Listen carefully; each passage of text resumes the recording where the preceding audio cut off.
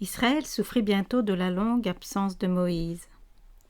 On savait qu'accompagné de Josué, il avait fait l'ascension du Sinaï et qu'il était entré dans la sombre nuée entourant le sommet de la montagne.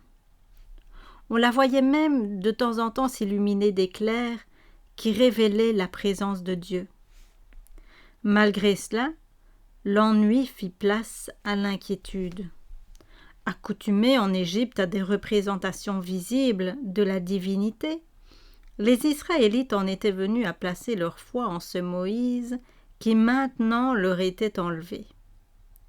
Les jours puis les semaines s'écoulèrent sans qu'on le vît revenir.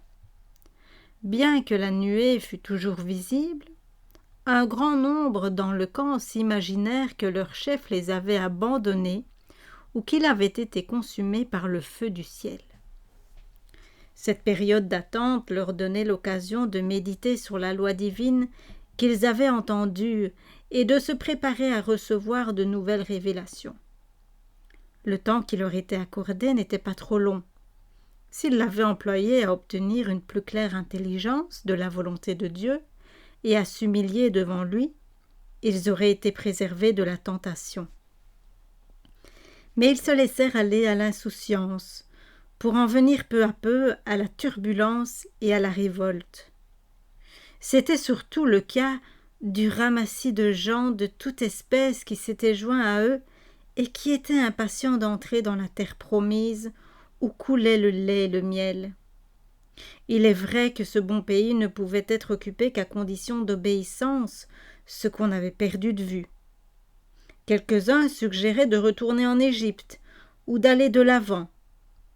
Mais l'élément étranger était résolu à ne plus attendre Moïse.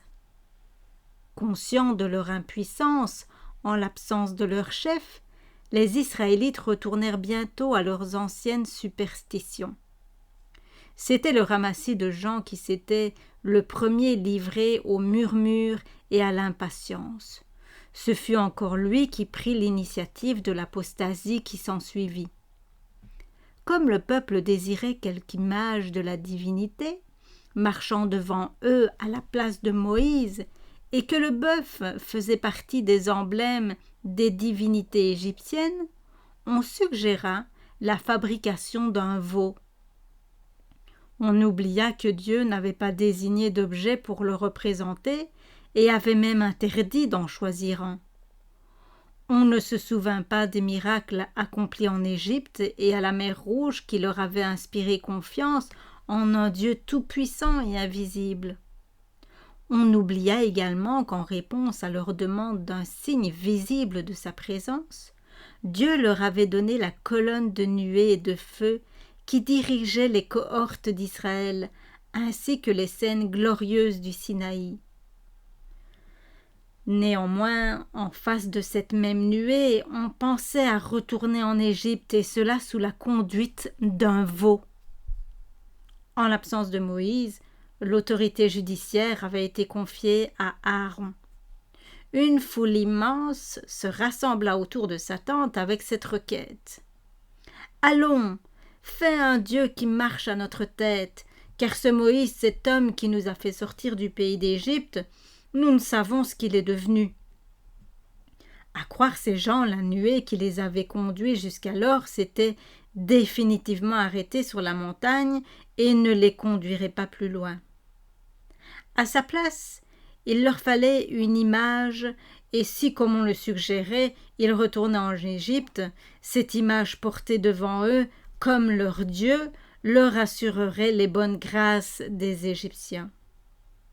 Une crise comme celle que traversait en ce moment Israël exigeait un homme ferme, décidé, animé d'un indomptable courage.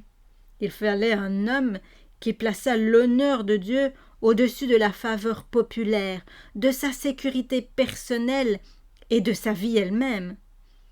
Mais celui qui était en ce moment à la tête d'Israël ne possédait pas cette trempe.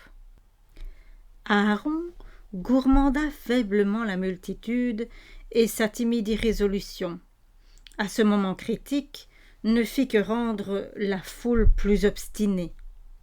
Le tumulte dégénéra bientôt en émeute. Seul un petit nombre de gens resta fidèle au vrai Dieu. La grande majorité versa aveuglément dans l'apostasie. Au lieu de défendre noblement la cause du Très-Haut, Aaron céda aux clameurs de la foule. Il commença par ordonner que les femmes lui apportent les boucles d'oreilles en or qui se trouvaient en leur possession. Il espérait que leur vanité se refuserait à ce sacrifice. Mais elles se dépouillèrent facilement de ces ornements. Et Aaron s'en servit pour fondre un veau, imitant les dieux égyptiens. Le peuple s'écria « Voilà, ô Israël, ton Dieu qui t'a fait sortir du pays d'Égypte !» Aaron permit non seulement cette insulte à l'Éternel, mais voyant avec quelle satisfaction le Dieu d'or était accueilli, il érigea un autel devant l'idole et fit cette proclamation « Demain, il y aura une fête en l'honneur de l'Éternel. » Des héros allaient par tout le camp de groupe en groupe et répétaient la convocation. Dès le lendemain, ils se levèrent de bon matin, ils offrirent des holocaustes et des actions de grâce. Le peuple s'assit pour manger et pour boire, puis ils se livrèrent à des réjouissances. Sous prétexte de célébrer une fête en l'honneur de l'Éternel, on se livra à la gloutonnerie et au dérèglement. N'est-il pas fréquent aujourd'hui de voir l'amour du plaisir se déguiser sous une forme de piété? La religion qui permet de se livrer à des penchants égoïstes et sensuels, tout en exigeant l'observance des formes du culte, n'est-elle pas de nos jours comme au temps d'Israël celle qui plaît à la multitude? Ne reste-t-il pas encore en haut lieu, dans l'Église, des Aarons complaisants qui cèdent aux esprits étrangers, à la vraie piété et qui ainsi les encouragent dans la voie du péché? Quelques jours seulement s'étaient écoulés depuis que les Hébreux avaient conclu avec Dieu un pacte solennel par lequel ils lui promettaient foi et obéissance. Tout tremblants, au pied de la montagne, ils avaient entendu cette parole « Tu n'auras point d'autre Dieu devant ma face ». Et maintenant, alors que la gloire de Dieu couronnait encore le sommet du Sinaï, la congrégation reniait le Seigneur et rendait un culte à un faux Dieu. Ils firent un veau d'or au pied de l'Horeb, et ils se prosternèrent devant une image de métal. Ils échangèrent le Dieu qui était leur gloire contre l'image d'un bœuf qui broute l'herbe. Comment manifester plus d'ingratitude? Comment insulter plus outrageusement celui qui s'était révélé à eux comme un tendre père et un roi tout-puissant? Sur la montagne, Moïse fut mis au courant de ce qui se passait dans le camp. Il reçut l'ordre d'y retourner sans délai. « Va, disait la voix divine, descends d'ici, car ce peuple que tu as fait sortir du pays d'Égypte s'est corrompu. Il s'est bien vite détourné de la voie que je lui avais ordonné de suivre. Il s'est fait un veau en métal fondu, s'est prosterné devant lui. » Dieu aurait pu étouffer ce mouvement à sa naissance, mais il le laissa se développer pour nous montrer comment il punit la trahison et l'apostasie. Le contrat de Dieu avec son peuple était rompu. En conséquence, l'Éternel dit à Moïse « Laisse-moi donc agir maintenant. Mon courroux s'enflammera contre lui, et je le consumerai. Mais je ferai de toi une grande nation. » On pouvait prévoir que le peuple hébreu, mais surtout l'élément étranger, enclin à se rebeller contre Dieu, continuerait de murmurer contre Moïse et de le tourmenter par son incrédulité et son opiniâtreté. Pour ce dernier, la tâche de conduire ce peuple jusqu'à la terre promise allait être ingrate et surhumaine. Du reste, ses péchés l'avaient déjà privé de la faveur de Dieu, et la justice demandait son élimination. En conséquence, l'Éternel proposait à Moïse de le faire disparaître et de susciter par lui une grande nation qui remplacerait Israël. « Laisse-moi donc agir maintenant, disait la voix, et je le consumerai. » Qui n'eût pas abandonné ces pécheurs à leur sort? Qui, à la place de Moïse, ne se serait pas empressé d'échanger une vie d'ennui, de tracas et de sacrifices payés d'ingratitude et de récrimination contre une carrière aisée et honorable? Mais là où d'autres n'auraient aperçu que des causes de découragement, Moïse voyait des motifs d'espérance. Dans cette parole « Laisse-moi donc agir maintenant », il discerna que Dieu, loin de lui interdire d'intercéder, l'y encourageait plutôt. Il sentit même que seule son intercession pouvait sauver Israël et que s'il l'en conjurait, Dieu épargnerait son peuple. Plein de cet espoir, Moïse chercha à apaiser l'Éternel son Dieu en disant « Pourquoi, ô Éternel, ton courroux s'enflammerait-il contre ton peuple que tu as fait sortir du pays d'Égypte, grâce à ta force souveraine et à ta main puissante ?» Par cette parole, ce peuple que tu as fait sortir d'Égypte, Dieu montrait qu'il avait renié Israël, déclinant humblement l'honneur qui lui est fait, réplique en appelant Israël « ton peuple que tu as fait sortir ». Grâce à ta force souveraine. Il continue « Il ne faut pas que les Égyptiens puissent dire « C'est pour leur malheur qu'il les a fait sortir de notre pays, pour les faire périr dans les montagnes et les exterminer de la surface de la terre. » Au cours des quelques mois qui s'étaient écoulés depuis qu'Israël avait quitté l'Égypte, le bruit de sa merveilleuse délivrance s'était répandu parmi toutes les nations environnantes, qui redoutaient ce que Dieu allait faire pour Israël. Si celui-ci avait disparu à ce moment-là, ses ennemis auraient triomphé et Dieu eût été déshonoré. Les Égyptiens auraient déclaré que leur prévision était juste. Au lieu de conduire son peuple dans le désert pour y sacrifier, c'est ce dernier qui était sacrifié. La destruction du peuple que Dieu avait si hautement honoré eût fait rejaillir sur son nom un opprobre ineffaçable. Quelle responsabilité encourent ceux que le Seigneur honore et sur lesquels il compte pour que son nom soit glorifié parmi les hommes. Avec quel soin ne doivent-ils pas se garder du péché, de crainte de s'attirer la colère de Dieu et d'exposer son nom au mépris des impies. En intercédant en faveur d'Israël, Moïse sentit sa timidité l'abandonner devant l'intérêt et l'amour profond qu'il portait à ce peuple pour lequel, sous la direction de Dieu, il s'était tant dévoué. Dieu exauça ses supplications désintéressées. Il avait voulu mettre à l'épreuve la fidélité et l'affection de son serviteur pour ce peuple égaré et ingrat. Et cette épreuve, Moïse l'avait noblement subie. Son intérêt pour Israël n'avait aucun mobile égoïste. La prospérité du peuple de Dieu lui était plus chère même que la gloire d'être le père d'une grande nation. Le Seigneur prit plaisir à voir la simplicité de cœur et l'abnégation de son serviteur. Il lui confia, comme un fidèle berger, la grande mission de conduire son peuple jusqu'à la terre promise. Chargé des tables du témoignage et accompagné de Josué, Moïse redescend de la montagne.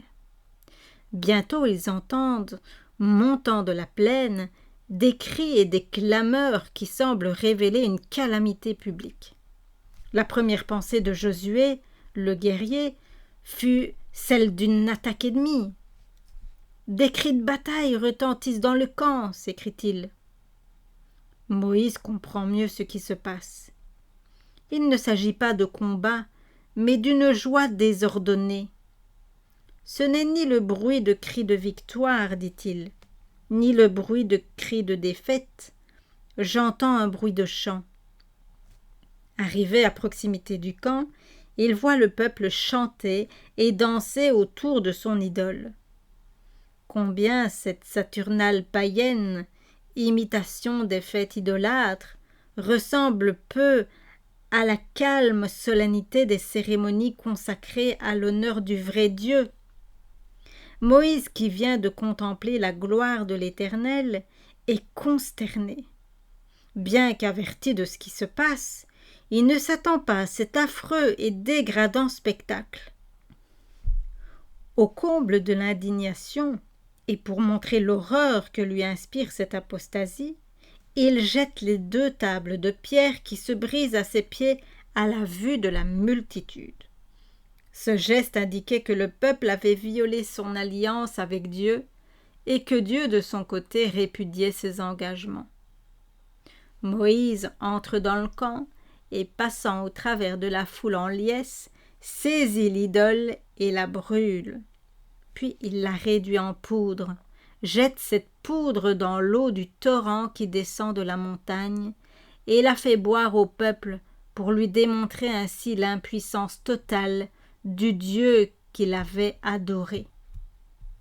Il fait alors appeler son frère coupable et lui demande sévèrement « Que t'a fait ce peuple pour que tu te sois laissé entraîner à lui faire commettre un si grand péché ?»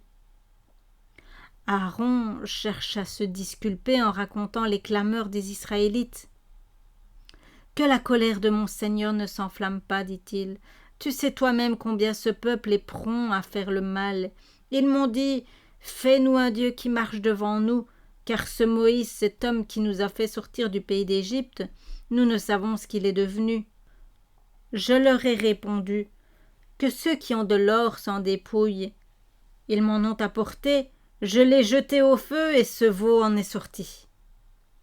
Aaron voulait faire croire à Moïse qu'un miracle avait eu lieu et que l'or jeté au feu s'était surnaturellement transformé en un veau. Mais ces excuses et ces équivoques ne servirent de rien. Il fut justement considéré comme le plus grand coupable. Le fait qu'il avait reçu de Dieu des honneurs qui le plaçaient bien au-dessus du peuple rendait son péché d'autant plus odieux. C'était Aaron, le saint de l'Éternel, qui avait fait l'idole et publié la fête.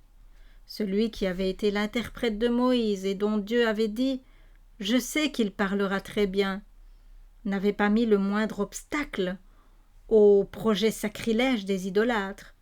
Celui par le moyen de qui Dieu avait frappé de ses jugements les Égyptiens et leur Dieu avait écouté sans s'émouvoir cette proclamation faite en présence de l'image de fonte.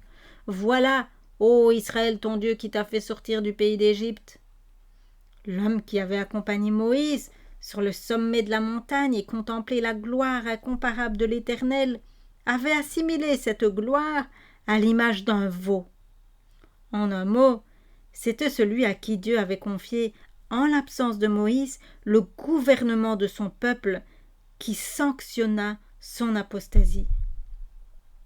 S'il avait eu le courage de défendre les droits divins sans égard aux conséquences, il aurait empêché cette apostasie. En restant inébranlablement fidèle, en rappelant au peuple les foudres du Sinaï, son alliance avec Dieu et sa promesse de garder sa loi, le mal aurait été conjuré. Mais la facilité qu'Aaron avait apportée à accéder aux désirs du peuple, la calme assurance avec laquelle il s'était soumis à ses volontés, avait encouragé la foule à aller plus loin dans le péché qu'elle ne se l'était proposé. Aussi Dieu était-il tellement irrité contre Aaron qu'il voulait le faire périr. Ce ne fut que grâce à la fervente intercession de Moïse que sa vie fut épargnée. Il ne rentra dans la faveur de Dieu qu'après s'être repenti et humilié.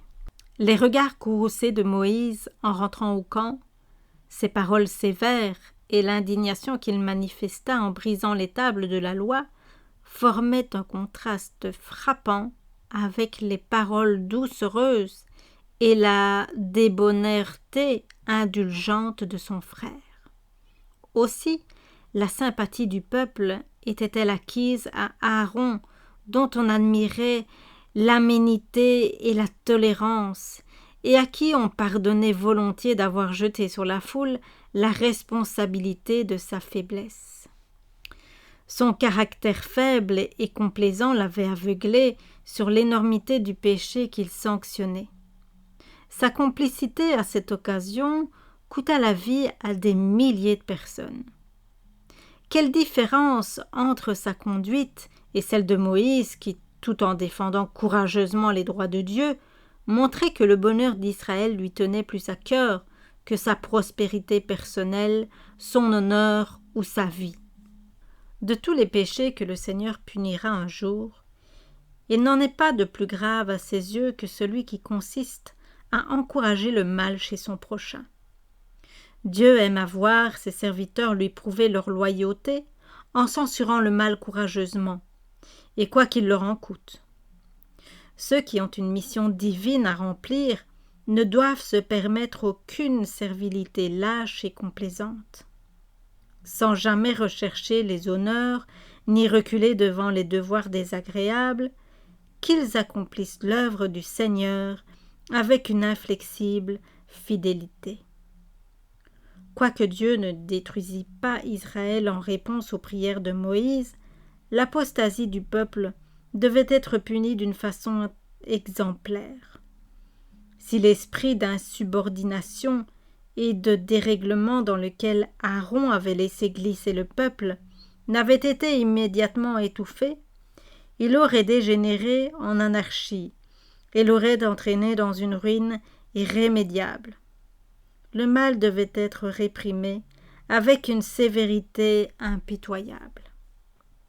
Moïse vit que le peuple n'avait plus aucun frein, car Aaron l'avait laissé sans frein, l'exposant ainsi à devenir la risée de ses ennemis.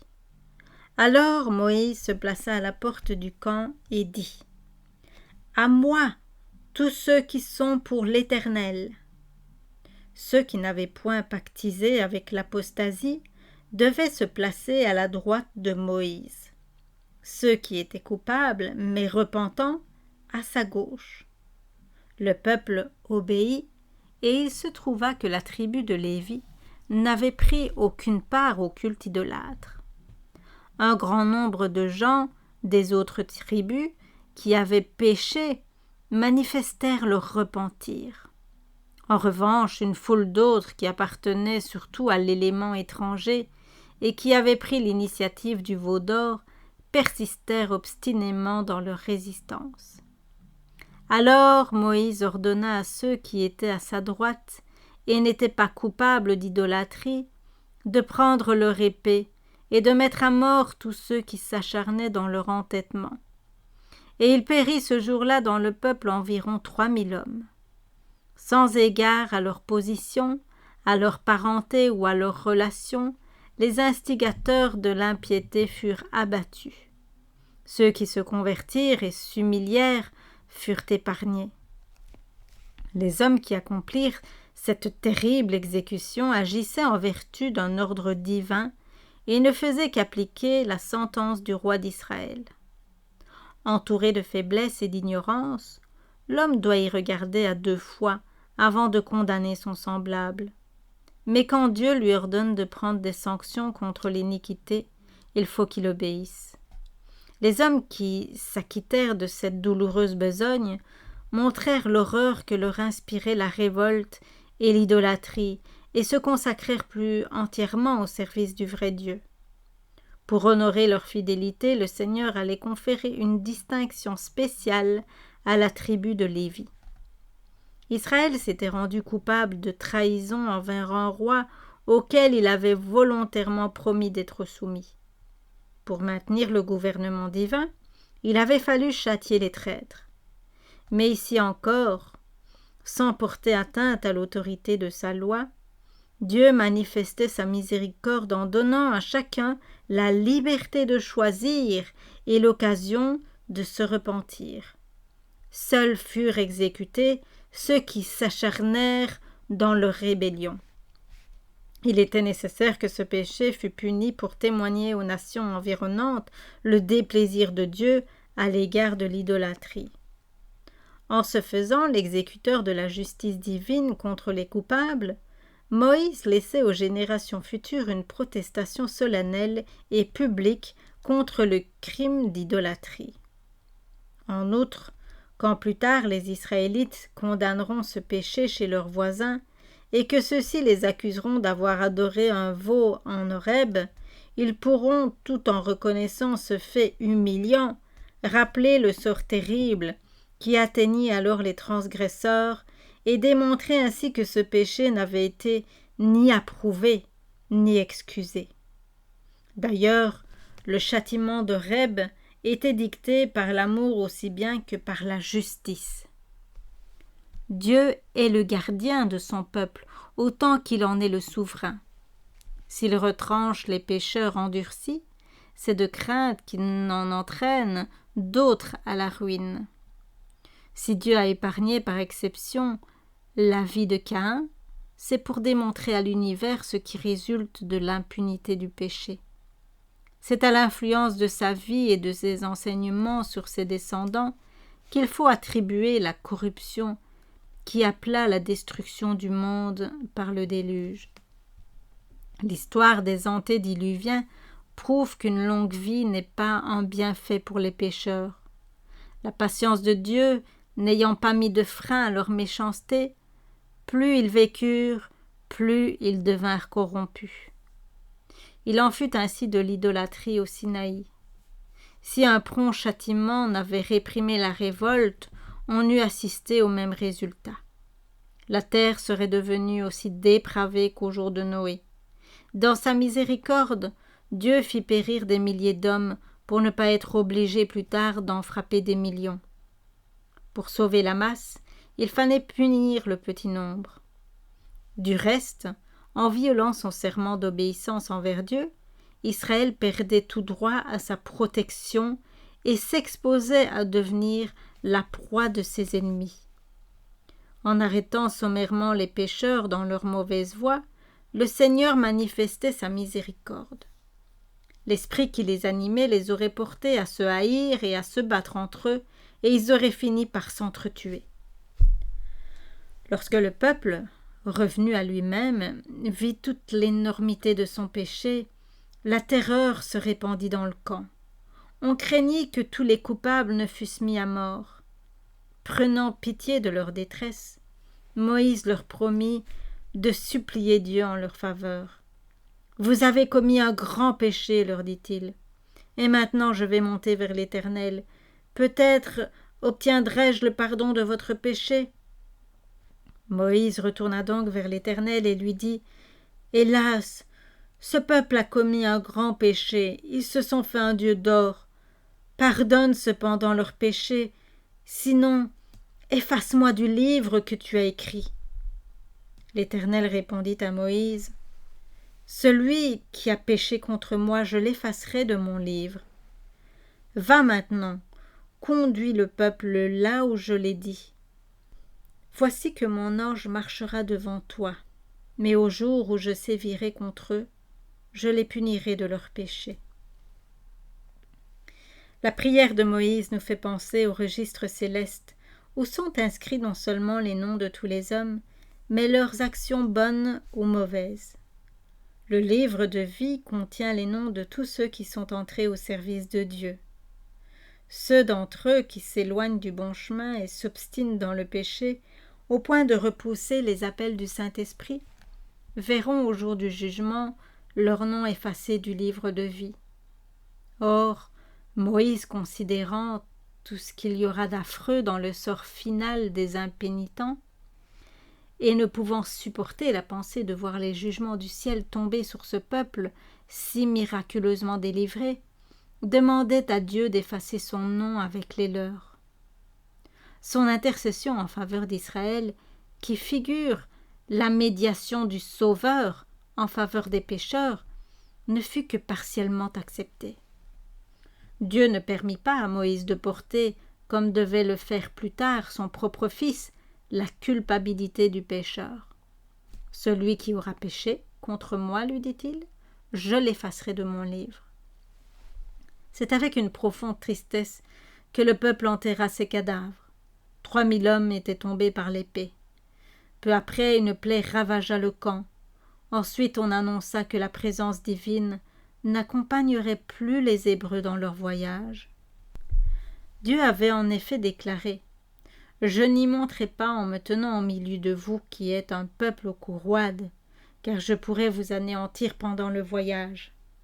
Déposez donc vos ornements et je verrai ensuite ce que je dois faire. » En entendant ces paroles menaçantes, le peuple prit le deuil et personne ne se revêtit de ses ornements.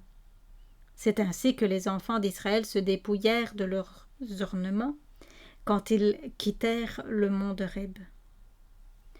Par ordre divin, la tente qui avait servi de lieu de culte temporaire fut dressée hors du camp, loin de l'enceinte, ce qui prouvait une fois de plus que Dieu leur avait retiré sa présence. Il allait se révéler à Moïse, mais non plus à un tel peuple. Cette punition fut extrêmement douloureuse à la multitude, bourrelée de remords, qui vit là un présage d'une plus grande calamité. L'Éternel, se disait-on, n'a-t-il pas séparé Moïse du camp afin de nous détruire complètement? Ils furent bientôt rassurés. Moïse prit la tente et il l'adressa hors du camp, et il l'appela la tente d'assignation ou de rendez-vous. Tous ceux qui étaient véritablement contrits et désireux de revenir au Seigneur furent invités à s'y rendre pour y confesser leurs péchés et implorer sa miséricorde. Quand ils retournèrent à leur tente, Moïse y pénétra à son tour comme intercesseur, tandis que le peuple, en proie à une émotion poignante, observait si Dieu ne donnerait pas quelque signe de faveur, leur assurant qu'il ne serait pas entièrement consumé. Et il arriva que, comme Moïse entrait dans la tente, la colonne de nuée descendit et se mit à l'entrée de la tente, et l'Éternel parla avec Moïse. Et tout le peuple vit la colonne de nuée se tenant à l'entrée de la tente. Et tout le peuple se leva et se prosternèrent chacun à l'entrée de sa tente, le visage inondé de larmes de joie. Connaissant la perversité et l'aveuglement du peuple qui lui était confié, comprenant les difficultés qu'il aurait à surmonter, et convaincu qu'il ne réussirait dans cette tâche que grâce au secours de Dieu, Moïse lui demanda une révélation plus claire de sa volonté, ainsi que l'assurance de sa présence. Moïse dit à l'Éternel: « Tu m'as dit, fais monter ce peuple, et tu ne m'as pas fait connaître celui que tu veux envoyer avec moi. Cependant tu m'avais dit, je te connais par ton nom, et tu as trouvé grâce à mes yeux. Si donc j'ai trouvé grâce à tes yeux, fais-moi connaître tes desseins afin que je te connaisse et que je trouve grâce à tes yeux. Daigne aussi considérer que cette nation est ton peuple. » L'Éternel répondit: « Je serai moi-même ton guide, et j'assurerai ta sécurité. » Mais Moïse n'était pas satisfait. Accablé à la pensée des grands malheurs qui s'ensuivraient si Dieu abandonnait Israël, et ne pouvant supporter l'idée que son sort fût séparé du leur, il demande à Dieu de rendre sa faveur à ses frères et de continuer de diriger leur marche par un signe de sa présence. « Si ta face ne vient nous guider, supplie-t-il, ne nous fais point partir d'ici. À quoi pourrait-on connaître que j'ai trouvé grâce à tes yeux, moi et ton peuple, si l'on ne voit pas que tu marches avec nous? C'est à cela que moi et ton peuple nous nous distinguerons de tous les peuples qui habitent sur la face de la terre. » L'Éternel répondit à Moïse: « Je ferai encore ce que tu demandes, car tu as trouvé grâce à mes yeux, et je te connais par ton nom. » Chacune des prières de Moïse a été exaucée. Il n'arrête cependant pas là ses supplications.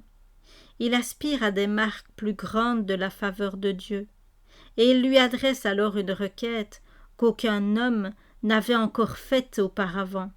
« Je t'en prie, fais-moi voir ta gloire. » Loin de repousser cette requête comme présomptueuse, Dieu adresse à son serviteur cette réponse empreinte d'une douce condescendance.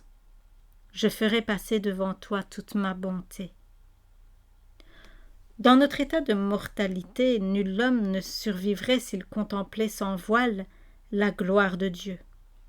Or à Moïse le Seigneur promet de faire voir autant de la gloire divine qu'il pourra en supporter.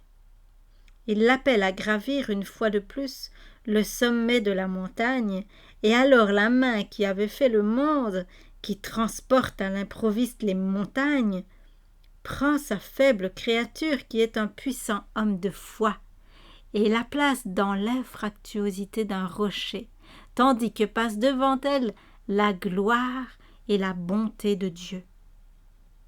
Cette scène, mais surtout la promesse que la présence divine allait l'accompagner, fut pour Moïse un gage de succès dans l'œuvre qui était devant lui.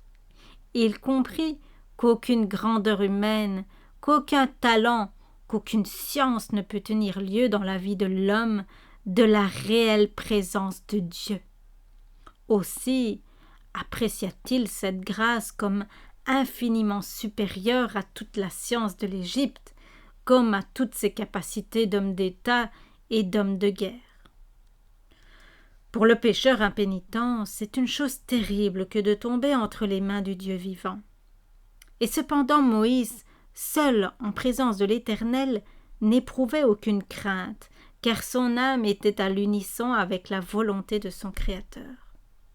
Si j'avais eu dans le cœur quelque intention coupable, le Seigneur ne m'aurait point exaucé, dit le psalmiste. L'intimité de l'Éternel est pour ceux qui le craignent, et il leur fait connaître son alliance. Alors l'Éternel passa devant lui et s'écria : L'Éternel, oui, l'Éternel, est le Dieu miséricordieux et compatissant, lent à la colère, riche en grâce et en fidélité. Il conserve sa grâce jusqu'à 1000 générations. Il pardonne l'iniquité, la révolte et le péché, mais ne tient pas le coupable pour innocent. Aussitôt Moïse s'inclina vers la terre et se prosterna, suppliant une fois de plus l'Éternel de pardonner l'iniquité de son peuple et de le prendre pour son héritage. Exaucant sa prière, Dieu lui fit la promesse de rendre à Israël sa faveur et d'opérer pour lui des prodiges qu'on n'a vus encore dans aucun pays et dans aucune nation. Comme la première fois, Moïse demeura sur la montagne 40 jours et 40 nuits, miraculeusement soutenu durant ce long jeûne. Nul n'avait été admis à l'accompagner, et il n'avait été permis à quiconque de toucher la montagne pendant son absence. Sur l'ordre de Dieu, il prépara 2 tables de pierre qu'il apporta avec lui. Une seconde fois, l'Éternel écrivit sur les tables les paroles de l'Alliance, les 10 commandements. Durant ce long laps de temps passé dans la communion avec Dieu, Moïse avait réfléchi la gloire de sa divine présence. Sans qu'il s'en doutât, lorsqu'il redescendit de la montagne, son visage irradiait une lumière toute semblable à celle qui éclairera plus tard celui d'Étienne, lorsqu'à Jérusalem, traduit devant ses juges, son visage parut semblable à celui d'un ange. Aaron et tous les enfants d'Israël, en apercevant Moïse, virent rayonner la peau de son visage, et ils n'osèrent pas s'approcher de lui. Devant leur confusion et leur terreur, mais n'en connaissant pas la cause, Moïse, d'une voix tendre et suppliante, les invita, avec insistance, à s'approcher de lui. Il leur présenta le gage de la réconciliation qu'il tenait entre ses mains, et les assura de la restitution de la faveur divine. Finalement, quelqu'un osa s'approcher, mais haletant et sans voix, il se borna à indiquer de la main le visage de Moïse, puis le ciel. Alors le libérateur comprit et mit un voile sur son visage. Dans son état de consciente culpabilité, Israël ne pouvait supporter la vue d'une lumière céleste qui aurait dû le remplir de joie. Le pécheur est craintif devant cette lumière, alors qu'une âme purifiée ne désire pas s'y soustraire. Par égard pour le peuple, chaque fois qu'il rentrait au camp après avoir communiqué avec Dieu, Moïse mettait un voile sur son visage, puis il faisait part à Israël des messages de l'Éternel. Ce rayonnement nous enseigne le caractère auguste et sacré de la loi de Dieu, ainsi que la gloire de l'Évangile révélé par Jésus-Christ. Durant son séjour sur la montagne, Moïse avait reçu non seulement les tables de la loi, mais aussi une révélation du plan du salut. Il comprit que le sacrifice du Sauveur était préfiguré par tous les rites et symboles de la dispensation judaïque. C'était la lumière céleste jaillissant aussi bien du calvaire que de la loi divine qui illuminait le visage du prophète. Elle figurait la gloire de la dispensation dont Moïse, représentant du seul véritable intercesseur, était le médiateur visible. Elle symbolisait également les bienfaits réservés par la médiation de Jésus-Christ aux enfants de Dieu qui gardent ses commandements. Elle nous enseigne que plus notre communion avec Dieu est intime, plus claire aussi est notre intelligence de ses ordonnances et plus nous sommes rendus conformes à son image et participants de sa nature. Moïse était un emblème de Jésus-Christ. De même que l'intercesseur d'Israël voilait son visage au peuple qui n'en pouvait supporter l'éclat, ainsi notre Sauveur, en descendant sur la terre, voila sa divinité sous notre humanité. S'il était venu parmi nous auréolé d'un éclat céleste, le séjour parmi les hommes ne lui eût pas été possible. Ceux-ci n'auraient pu supporter le rayonnement de sa présence. Et voilà pourquoi il se revêtit d'une chair semblable à notre chair de péché. Seul moyen d'atteindre notre race déchue et de la relever.